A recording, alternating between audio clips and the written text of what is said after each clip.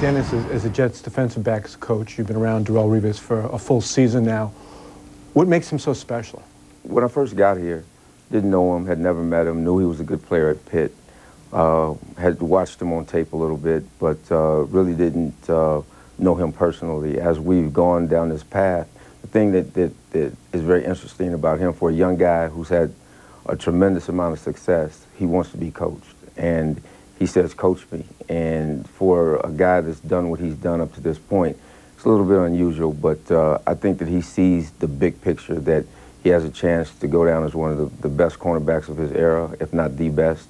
And ultimately, one day, I believe he wants to be a Hall of Famer. He must make your job so much easier knowing you can cut off half the field and just give it to him. Well, he makes the defense better, because we can do so many more things, because he's able to go one-on-one with the guy and take him out of the game.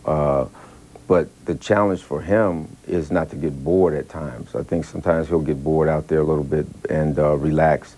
But he allows us to do so many more things, and he's really a joy to coach. Now, you yourself had a very good career in the NFL, 8 years with the Cowboys, 1 year with the Cardinals. Don't tell anybody that. Okay. When you played at SC, you mentored Ronnie Lott. When you coached at SC, you had Troy Polamalu. You went to Baltimore, you coached Ed Reed, Chris McAllister, Deion Sanders. Where would you say that Revis fits into that group in terms of his approach to the game and his actual ability? People say that he might be the best cover corner since Deion. The thing that interests me more about him in comparison to those guys is that at his age, what he's doing. I mean, he's only his third year in the league.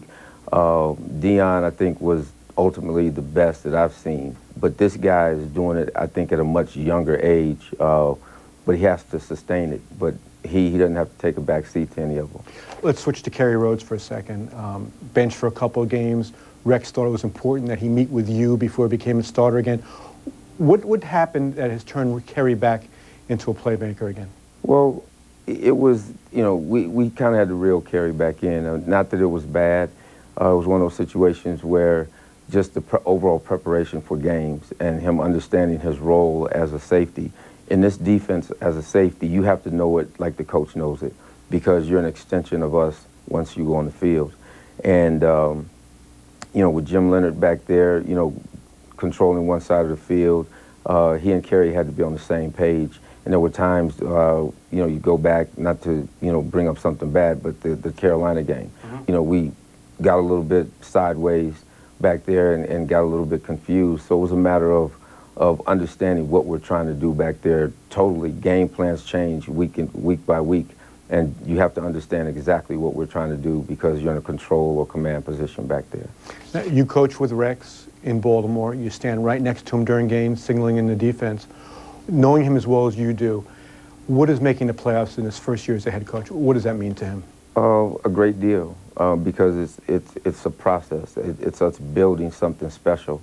We're on the right track. We felt like we allowed some games earlier to get away, but we wanted to be playing good football in the end, and if we got into the playoffs, so be it. But it's also a giant step for our quarterback, because, getting a taste of it your first year, having had some success early, some ups and downs and rocky road, early in the year, and then to be able to say, hey, I led my team to the playoffs is a big building block for a quarterback as well.